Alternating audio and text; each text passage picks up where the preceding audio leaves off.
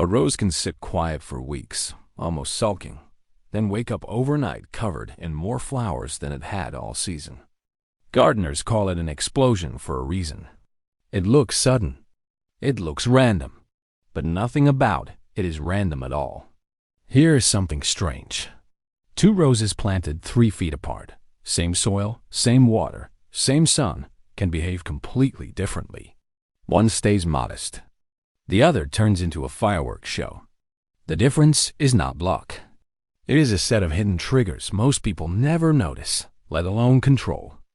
By the end of this video, you will know exactly what those triggers are, including one that happens entirely underground, where you will never see it coming. And there is a timing secret near the middle of this list that most gardening advice gets backwards.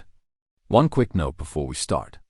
These triggers work best on repeat blooming roses, the kind bred to flower in waves all season. If your rose is an old-fashioned, once-a-year variety, it can still be healthy and thriving without ever putting on a second show, and that is not a failure on your part. Trigger number 1 is the one most people accidentally sabotage without realizing it. A rose only has one biological job: make seeds. Every flower it opens is really an invitation to pollinators, so it can set seed and reproduce. The moment a bloom fades and starts forming a seed pod, called a hip, the plant treats that as mission complete. It stops investing energy into new flowers and starts pouring resources into that developing seed pod instead. So, if you leave spent blooms on the bush, you are quietly telling the plant to stand down. Removing that fading flower before it forms a hip interrupts the process. With no seed pod to finish, the plant is far more likely to push out a fresh round of buds instead. Here is the detail most tutorials skip. Where you cut matters. Snip the stem back to just above a leaf with 5 leaflets, angled slightly, rather than just pinching off the petals. That tells the plant exactly where to send new growth, so the next bud appears faster and stronger. This single habit, done consistently through the season, is often the real difference between a rose that blooms once and one that never seems to stop. Before we get to the trigger almost nobody knows about, there is one more surface-level factor that changes everything. Trigger 2 happens somewhere you will never actually see. It is happening right now, underground, in the root zone, and it is 2 things working together, not one. The first is mild moisture stress. Not neglect, not wilting, just a brief dry stretch between waterings. Many horticulturists have observed that when a rose experiences that gentle dryness, its internal hormone balance shifts slightly toward flowering rather than pure leaf and stem growth. It is a stress response, but a small, manageable one, not a threat. The second piece is something almost nobody talks about. Roses form partnerships with fungi living in the soil called mycorrhizae, which attach to the roots and act like an extension cord, reaching further than the roots alone ever could for water and nutrients. That partnership takes time to build, and it is disrupted every time you dig, transplant, or till around the base. A rose left undisturbed for a season or two, with an established network quietly working underground, often has more resources available for blooming than one that was just moved into fresh, loose soil. So it is not really about the roots feeling cramped. It is about giving the plant a stable environment and a mild dry spell now and then, instead of constant disturbance and constant moisture. That one surprises even long-time growers, and it connects directly to the next trigger, which is about something you can control every single day. Trigger 3 comes down to something simple, but easy to get wrong. Light is not just about growth. It is currency the plant spends on flowers. Producing a single bloom takes a large amount of stored energy, and that energy comes almost entirely from photosynthesis. A rose sitting in 4 hours of dappled shade is not being modest. It is running low on funds. Here is the part most people miss. Morning sun matters more than afternoon sun.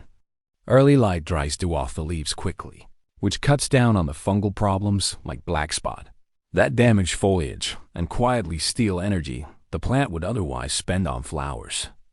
A rose getting strong morning light, even with some afternoon shade, will often outperform one baking all day with damp morning leaves.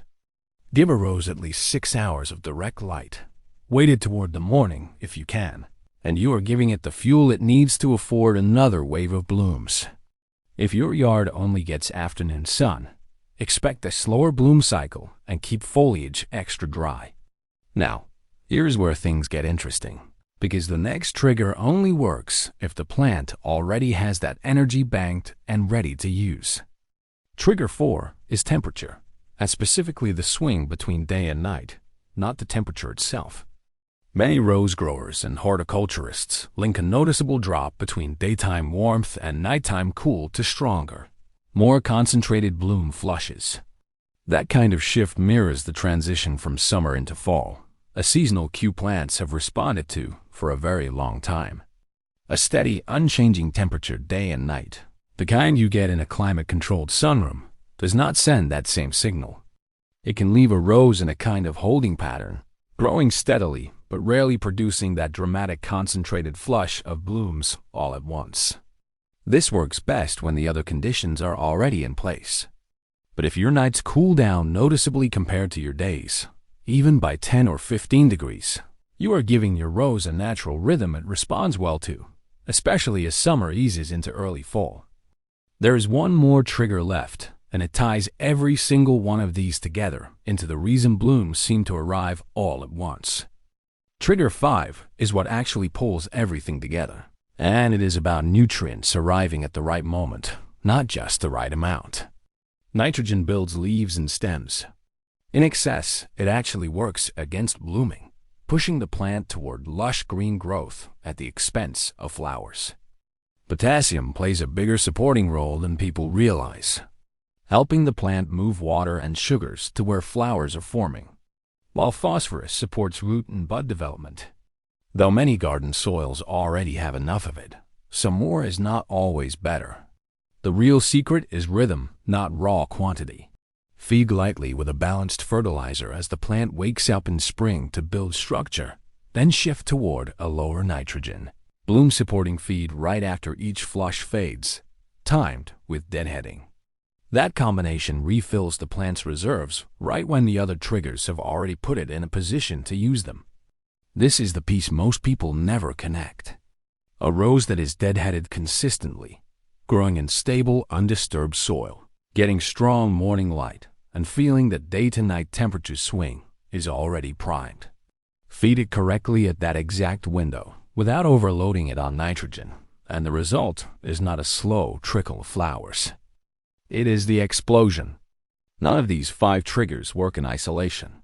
Deadheading resets the signal. A stable root zone with the right mild stress builds capacity underground. Morning light banks the energy. A cool night adds a final push. The right feed at the right moment cashes it all in at once. That is the actual secret. Not one trick, but 5 quiet conditions lining up together, and a rose that is genetically built to rebloom in the first place. So look at your own rose bush. Which one of these 5 is missing right now?